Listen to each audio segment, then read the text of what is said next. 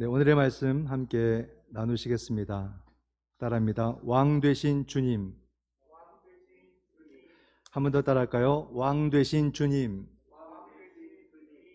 네. 우린 지난주 말씀을 마가복음을 통해서 함께 묵상을 했습니다. 두 본문을 봤죠. 한 본문은 예수님을 따르는 수많은 사람들, 예수님이 자리를 피했지만 그럼에도 군중들이 따라왔다. 그래서 예수님께서는 그들을 목자 잃은 양처럼 불쌍히 여기시고 그들을 가르치셨다라는 말씀이 있었고, 또 두 개의 이야기를 건너뛰어서 또 하나의 본문은 뭐냐면 예수님께서 게네사렛 지역에 가셨을 때에 수많은 병자들이 나왔죠. 시장으로 골목으로 나왔고, 지나가시는 예수님의 옷자락이라도 만지기를 간절히 소망했던 그런 불쌍한 백성들의 모습. 그러나 주님의 옷자락을 만지는 자마다 모든 병이 나았다는 아주 놀라운 이야기를 우리가 보았습니다. 그걸 볼 때 우리 주님은 불쌍한 백성들을 가르치시고 또 불쌍한 백성들을 고치신 완전한 구원자이시다는 것을 우리에게 말씀해 주는 그런 이야기였습니다. 근데 그 말씀 두 개 사이에 첫 번째 이야기 다음에 두 개의 이야기를 건너뛰고 우리가 본문을 두 개를 보았는데, 그 사이에 무슨 이야기가 있었냐면 거기에 오병이어가 있습니다. 오병이어. 오늘 우리는 그 오병이어를 요한복음 말씀을 통해서 함께 묵상하고자 하는 것입니다. 오늘도 주님께서 이 갈릴리 호수 건너편으로 가셨을 때에 많은 사람들이 그 예수님을 따라갔다라고 이야기를 합니다. 그 모습을 볼 때 주님은 참 불쌍한 백성들 측은히 여기시고, 그리고 그들에게 말씀을 가르치시고, 주님의 마음에 어떤 생각이 들었냐면 이 백성들을 배불리 먹여야겠다는 생각을 하시게 된 거예요. 근데 그 수가 작지가 않습니다. 앉은 수가 볼 때 5천 명. 우리가 다른 곳에 보면 장정만 5천 명이라 하지 않습니까? 어마어마한 무리를 주님께서 먹이실 계획을 가지신 거예요. 그러니 지난주 말씀과 더불어 보면 주님은 백성들을 가르치시고 그 백성들을 고치시고, 오늘 말씀을 통해 보면 그 백성을 먹이시는 분, 그 주님의 모습이 등장을 하거든요.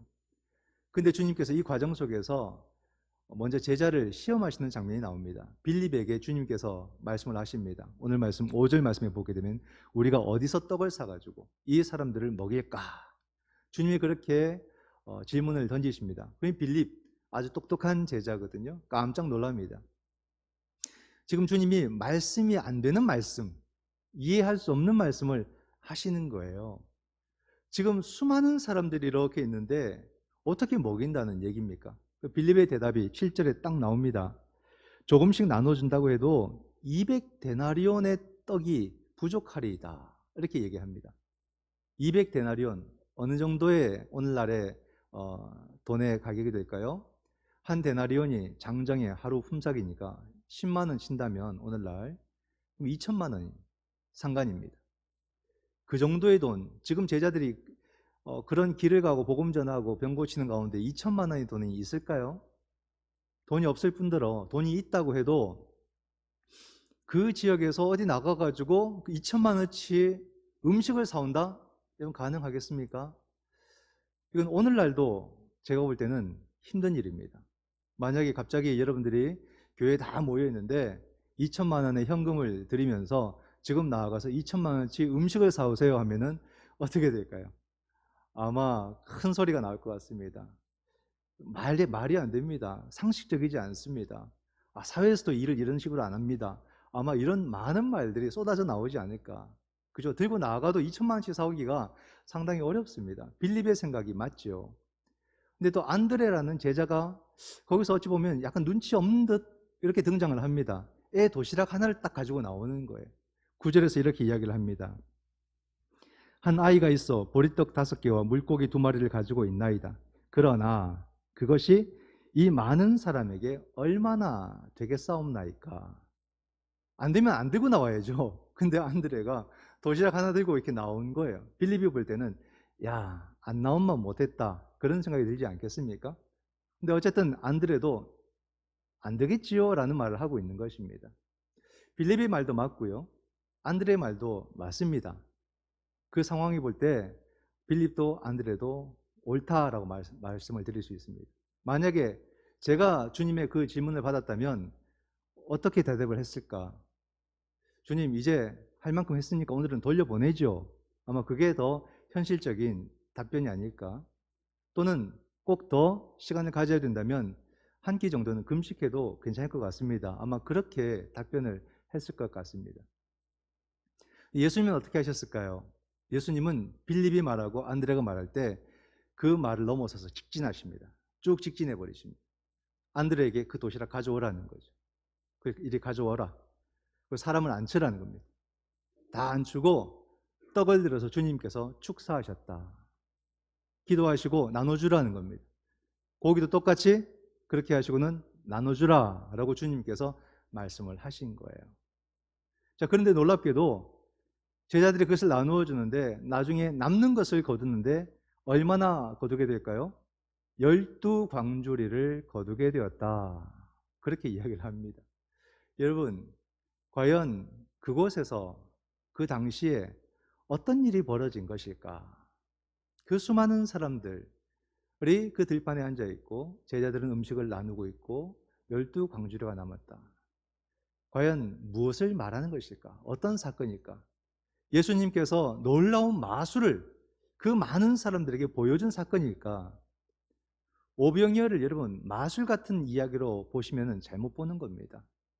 그것은 신앙을 그저 신비적으로 받아들이고 이해하고 싶은 사람들의 생각일 수가 있겠죠. 오병이어는 그렇게 접근하면 이 이야기의 본질을 볼 수가 없습니다. 오병이어는 어떤 사건과 의미가 같냐면요, 만나 사건과 의미가 같은 겁니다. 만나 아시죠? 구약의 만나. 모세가 하나님의 명령을 받들어서 이스라엘 백성들을 애굽에서 출애굽을 시킵니다. 그리고 홍해를 건너고 이제는 광야로 들어가게 됩니다. 광야로 들어갔을 때에 신약 세계도 마찬가지겠지만 그 구약 고대 세계는 더더욱 먹는 것은 절실한 문제고 생명과 직결된 문제 아니겠습니까? 또한 광야라는 곳에서는 먹는 문제가 가장 시급한 문제고 절박한 문제입니다. 근데 하나님께서 그 광야 40년 동안 무엇을 주셨습니까? 만나를 주신 거예요. 이 만나를 일용할 양식으로 그 백성들에게 하나님이 주셨다는 겁니다. 이 만나는 어떤 의미가 있냐면요, 그저 하루의 먹거리가 아니라 하나님께서는 하나님의 백성의 생존을 책임지신다는 거예요. 하나님이 책임지신다. 하나님이 우리의 삶을 책임지시고 하나님이 우리의 모든 생존을 책임지신다. 그 말은 하나님이 다스리신다 이 말입니다. 만나는 그런 의미가 있습니다. 하나님께서 다스리니까 염려하지 말라. 먹고 마심에 대해서 염려하지 말라. 그것은 이미 하나님이 우리를 허락하실 때에 이미 그것은 허락하신 내용들입니다. 그게 만나에 담긴 의미죠. 이 오병이어도 마찬가지라는 거예요. 오늘 본문 4절에 보게 되면요, 요한이 미리 설명을 합니다. 6월절 가까운 날에 이 오병이어 사건이 있었다라고 얘기합니다. 6월절이 어떤 날입니까? 출애굽을 기념하는 절기예요. 그렇기 때문에 이 오병이어는 만나와 같은 사건이다. 어떤 사건입니까? 바로 예수 그리스도께서 우리의 모든 삶을 책임지신다. 가르치시고 고치시고 먹이시기까지 우리 주님께서 바로 우리들의 생존을 책임지신다는 거예요. 그 말은 주님께서 우리를 다스리신다라는 그런 의미를 이 오병이어 사건이 갖고 있는 것이죠. 이 오병이어는 정말로 주님께서 바로 우리의 모든 삶의 주인이시다라는 이야기를 하고 있는 것입니다. 이 사건 가운데 또 하나의 메시지가 있습니다. 14절을 보게 되면 이 오병이어를 경험한 군중들이 예수님을 어떤 시각으로 보게 되냐면 선지자로 이해를 하게 됩니다. 그죠? 참으로 세상에 오실 그 선지자. 실컷 먹었어요. 막 먹을 때는 그냥 배가 고파서 허겁지겁 먹었습니다. 다 먹고 나니까 그때부터 이 오병이어를 행하신 주님이 그들 눈에 들어오기 시작하는데 대단한 인물로 보이기 시작하는 것입니다. 예수님을 선지자로 본다는 것은 만나 사건의 중심에 있었던 모세를 그 백성들이 선지자로 본 것처럼 동일하게 예수님을 선지자로 보았던 겁니다. 자기들의 삶의 지도자로 느끼게 된 것입니다. 난세 영웅이란 말이 있지 않습니까? 힘들고 어려울 때 영웅이 나오는 겁니다. 근데 지금은 딱 보니까 이 예수라는 분이 자기들에게는 영웅인 거예요. 이분이 우리의 임금이 되고 우리의 메시아가 되고 우리의 왕이 된다면 우리의 문제를 해결해 줄 수 있겠다라는 생각을 하게 된 겁니다. 그러니까 군중들의 마음이 갑자기 막 흥분하기 시작되고 분위기가 많이 동요되는 그런 장면이 연출되었습니다. 15절 말씀을 보게 되면은 그러므로 예수께서 그들이 와서 자기를 억지로 붙들어 임금으로 삼으려는 줄 아시고 다시 혼자 산으로 떠나가시니라. 그죠? 이런 일이 실제적으로 벌어졌다는 거죠. 오병이어가 굉장히 놀라운 사건입니다. 이건 사복음서에 다 나오거든요. 그만큼 많은 사람들이 이 사건을 다 알고 있고 이 사건에 대한 그런 의미를 굉장히 크게 본다는 겁니다. 근데 그 사건 속에서 어떤 일이 있었냐면 단순히 먹고 마시는 것으로 끝난 것이 아니라 이것을 행하신 그분을 임금 삼으려고 왕 삼으려고 했던 분위기가 실제적으로 유다 사회 속에서 있었단 말입니다. 나중에 몇 년이 지나고 빌라도가 예수님을 또 법정에 세워서 신문할 때 그런 질문을 했습니다. 내가 유대인의 왕이냐? 이런 질문을 분명하게 했습니다.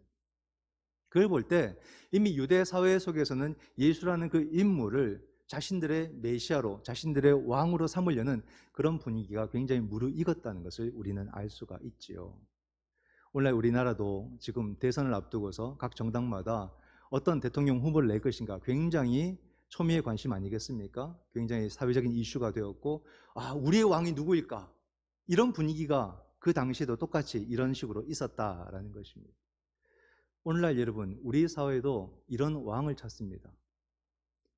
우리의 문제를 해결해 줄 왕을 찾는 것입니다. 그러나 여러분, 과연 우리는 어떤 왕을 찾고 있을까라는 거예요. 보게 되면은 여러분, 어떤 정치인이 가장 큰 인기를 누릴까요? 저도 제가 참 이분 괜찮다라고 했던 그런 몇몇 정치인들이 있었습니다. 근데 제가 이렇게 생각하는 정치인들은 그렇게 인기는 없었습니다. 오늘날 어떤 정치인들이 인기가 있을까 보게 되면요, 우리들이 먹고 사는 문제를 직접적으로 해결해 줄 것 같은 그런 정치인이 인기가 있습니다. 또는 이 경제적인 이득, 경제적인 어떤 그런 필요와 도움을 채워줄 수 있는 그런 실질적인 정치를 할 수 있는 그런 정치인이 인기가 굉장히 있습니다. 그죠? 사람들은 정치적인 성향들이 다 있습니다. 진보도 있고 보수도 있고, 그죠? 물론 중간도 있고 양극단도 있지만 크게 나눠보면 진보와 보수 이렇게 나누어질 수가 있습니다. 또 그런 대립이 굉장히 좀 심하지 않습니까? 우리나라가 진보와 보수의 싸움이 굉장히 심해서 날마다 뉴스에 그런 민감한 주제들이 나옵니다. 우리를 굉장히 피곤하게 하고 힘들게 하죠. 근데 여러분, 막상 진보와 보수라는 그런 철학과 이념과 사상이 있지만 표를 행할 때는요, 거기서 다른 변수가 나온다는 겁니다. 어떤 변수가 나오냐면은 내가 진보지만, 내가 보수지만 표를 행할 때는 누구에게 현실적으로 표를 찍냐면 나에게 도움을 줄 수 있는, 나에게 이익을 줄 수 있는, 나의 필요를 채워줄 수 있는 사람이 표를 행사하더라 이 말입니다. 사람들이 그래요. 그러니까 보수가 표를 행사할 때는 진보의 사람을 찍을 때도 있고요, 진보의 사람이 표를 행사할 때는 현실적으로 보수의 사람을 찍을 때가 있더라 이 말입니다. 정작 내가 현실 속에서 표를 주는 사람은 어떤 기준이냐면 이 사람이 나와 같은 그런 이념이냐 이것이 아니라 나에게 도움을 줄 수 있느냐, 나의 필요를 채워줄 수 있느냐, 이것을 갖고 사람을 찍는 모습이 있는 거예요. 이게 우리들의 현실이구나, 이런 일이 현실적으로 일어나는구나, 그런 생각을 하게 됩니다. 예수님도요, 그 군중들의 심리와 마음을 아셨습니다. 아셨기 때문에 주님은 그 자리에 그대로 있을 수가 없었어요. 그래서 주님은 그 자리를 피하셨다. 산으로 그 자리를 옮기셨다. 그 자리를 피해서 옮기셨다. 왜냐하면 군중들이 가려는 길과 예수님이 가시고자 하는 그 길이 달랐던 겁니다. 군중들의 생각과 주님의 생각이 달랐던 거예요.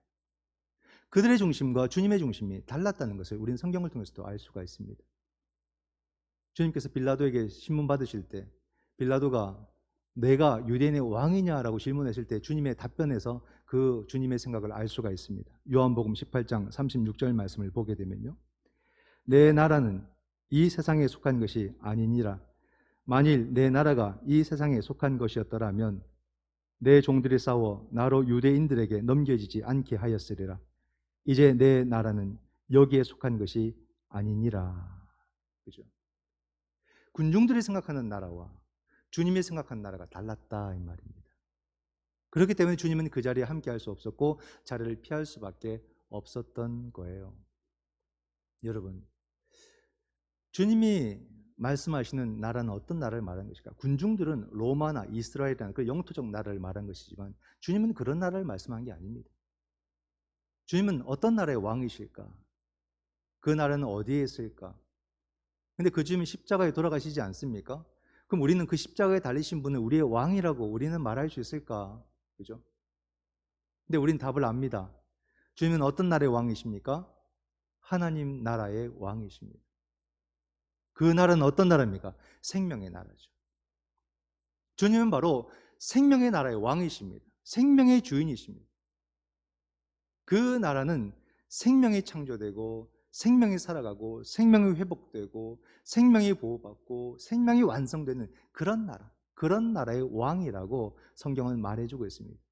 오늘 이 오병이어를요 6장 후반부에 가면 주님께서 해석을 해주십니다. 해석을 하실 때 주님께서 뭐라고 말씀하시냐면 참떡 이야기를 하시면서요 자기 자신을 생명의 떡이다 이렇게 설명을 하십니다. 요한복음 6장 35절 말씀을 보게 되면은 나는 생명의 떡이니 내게 오는 자는 결코 줄이지 아니할 터이요 나를 믿는 자는 영원히 목마르지 아니하리라. 이 오병이어를 통해서 단순히 내가 지금 배고픔을 해소할 수 있는 그런 몇 가지를 주신 것이 아니라 주님은 이 오병이어를 통해서 만나와 같이 예수님께서 그 백성들을 먹이시는 분이시고 그 백성들을 살리시는 분이라는 것을 그 메시지를 주고 싶으셨던 거예요. 근데 그 백성들은 그걸 못 본 거예요. 그 메시지를 못 보는 겁니다. 이 백성들의 마음은 뭐냐면 이 오병이어를 일으키시는 이런 분이라면 이런 분을 자기들의 왕을 세우면은 자기들의 욕망과 자기들의 계획을 이분을 통해서 실현할 수 있겠다라는 생각을 하게 된 겁니다. 그러니 당연히 주님의 생각과 다를 수밖에 없는 거죠. 그러니까 자기들의 뭔가 생각이 나타나게 되고 뭔가 계획이 세워질 때 주님에게로 우르르 모여드는 겁니다. 근데 주님은 그것을 받아들이지 않습니다. 우리의 생각대로 우리의 계획대로 당신 이것을 이루어 주십시오 라고 하지만 주님은 그것을 용납할 수 없었습니다. 그런데 놀랍게도 주님이 그렇게 거절하니까 이 사람들이 주님을 거절해 버립니다. 이게 여러분 군중들의 마음입니다. 그들의 상태인 거예요. 이걸 잘 보셔야 됩니다. 이 사람들은 지극히 자기중심적인 사람들이고 어떤 신앙의 사고가 아니라 세속의 사고, 자기중심적 사고로 주님께 다가간 사람들이고 자기들 마음과 자기들 뜻에 맞으면 주님께로 다 같이 몰려들고 자기들 뜻과 배치되면은 주님을 철저하게 외면해 버립니다. 냉정하게 외면해 버립니다. 주님을 거들떠보지도 않습니다. 이게 군중들의 상태예요. 이게 백성들의 마음이다. 우리가 주님의 마음, 주님의 생각, 주님의 말씀이 우리의 중심이 아니고 자기 중심적 사고로 주님을 바라보게 될 때 똑같은 행동을 하게 되는 거죠. 나중에 한번 보십시오. 빌라도가 사람들에게 말합니다. 여기서 죄수 하나를 놓아주신데 누구를 선택하겠느냐? 예수냐? 강도 바라바냐? 군중들은요 강도 바라바를 선택합니다. 자기들과 마음이 맞지 않고 자기들 뜻에 부합하지 않는 예수를 그들은 선택하지 않은 거예요. 주님을 통해서 그 많은 것을 경험했음에도 불구하고 철저하게 주님을 외면해버리는 군중들의 모습을 볼 수가 있는 것입니다. 주님께서는 병을 고치시고 먹을 것을 주시고 그들에게 말씀을 가르치시면서 끊임없이 그 모든 주제가 하나님 나라였는데 그들은 그 나라 주제를 받아들이지 못했던, 그 의미를 알지 못했던 겁니다. 자기들의 관심사가 너무나도 많으니까 주님이 말씀하시고자 하는 그 본질이 보이지 않았고 들리지 않았던 거예요. 그러니까 하나님 나라가 뭔지, 생명의 나라가 뭔지 그들은 도무지 이해할 수가 없었던 거죠. 여러분, 오늘 우리는 어떻습니까? 오늘 우리의 모습은 다릅니까? 가만히 보게 되면 오늘 우리들의 모습이 바로 이 군중들의 모습, 바로 이 군중을 이루고 있는 것은 우리 자신들이 아닌가. 오늘 우리의 관심이 어디에 있는지 한번 가만히 보세요, 여러분. 오늘날 우리들의 관심은 먹고 사는 것이 부족하지 않음에도 불구하고 여전히 우리는 먹고 사는 데 집중하고 있고 경제적 이익에 집중하고 있는 거예요. 온통 거기에 몰입해 있는 겁니다. 이런 관심사로 주님을 보니까 주님이 보이지 않는 거예요. 이미 철저하게 자기중심적 사고로 우리가 주님을 바라보니까 주님이 보이지도 않고 신앙이 작용하지도 않는 거죠. 철저하게 우리가 교회를 다니면서도 주님과는 동상이몽의 모습을 가질 수밖에 없는 이유가 우리가 이런 군중의 모습을 가지고 살아가고 있기 때문에 그렇습니다. 다시 질문해 볼까요, 여러분? 주님은 어떤 나라의 왕이실까요? 어떤 나라? 여전히 답은 똑같습니다. 지금도 주님은 하나님 나라의 왕이십니다. 지금도 주님은 생명 나라의 왕이십니다. 생명의 반대가 죄입니다. 바로 이 주님의 생명만이 그 죄를 부수고 그 죄의 사슬을 끊을 수 있는 힘이 된다는 사실을 우리는 알아야 됩니다. 주님은 그런 나라의 왕이 되고 싶으신 거예요. 그런 나라의 왕으로 우리에게 다가오고 싶으신 거예요. 죄가 뭡니까, 여러분? 하나님을 향하지 않는 것이 죄입니다. 그 죄의 모습이 오늘 우리들에게 어떻게 나타납니까? 바로 물질 숭배와 성공주의가 바로 하나님을 향하지 않는 인간의 민낯입니다. 그 모습이죠. 하나님 나라를 향하지 않는, 하나님을 향하지 않는 우리들의 모습은 오늘날 이 세속주의 가운데서 물질 숭배, 성공주의, 철저하게 거기에 몰입되어 있는 우리들의 삶의 모습, 그죠? 그 모습 속에서 우리가 주님에게 요구하는 것은 오병이어를 맛보니 그 오병이어를 지금도 주님에게 압박하고 있는 그런 우리들의 모습. 그러나 그 결과는 어떨까요? 우리가 그것으로 인해서 더 가지고 더 누릴 때마다 우리는 인생이 실패하고 인생이 무너진다는 것을 경험하게 됩니다.